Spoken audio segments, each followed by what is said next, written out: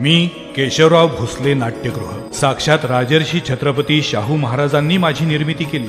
महाराजांचा परिसस्पर्श झाल्याचा मला केवढा आनंद आणि अभिमान होता। या प्रदीर्घ प्रवासात मी केवळ भावविभोर आनंद अनुभवला। संगीत रंगभूमीचा उदय आणि सुवर्णकाळ याला मीच तर साक्षीदार आहे। एकापेक्षा एक अवीट गोडीची नाट्यगीतं माझ्याच आसमंतात उमटायची आणि अक्षरशः रसिकांचा आणि माझाही जीव तृप्त व्हायचा।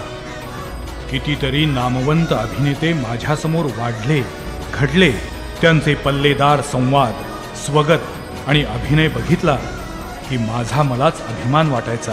कोल्हापूरला कलानगरी का म्हणतात याचं उत्तर माझ्या कुशीत वाढलेल्या कितीतरी कलाकारांनीच दिलेलं असायचं। नर्तकांचे पदन्यास, त्यांच्या पायातील घुंगरांचा मंजूळ स्वर, तबल्याचे बोल आणि पेटीचे सूर मी आजही माझ्या उदरात जपले आहेत। शेकडो हजारो गायक गायिका माझ्याच साक्षीनं स्वर्गीय ताना छेडायचे।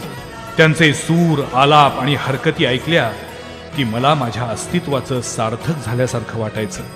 कधी शाळांच्या स्नेहसंमेलनात निष्पाप निरागस चिमुकल्यांचा कलाविष्कार माझ्याच समोर रंगायचा आणि कधी तरुणाईच्या जल्लोषात माझ्याच भिंती दुमदुमून जायच्या। मी केवळ एक थिएटर किंवा नाट्यगृह म्हणून थांबलो नाही, तर या कलापूरच्या अणुरेणूत माझ्या अस्तित्वाची आणि कला जाणीवांची मी पेरणी केली। कारण मीच तर आहे या कलापूरचा वैभवशाली ठेवा।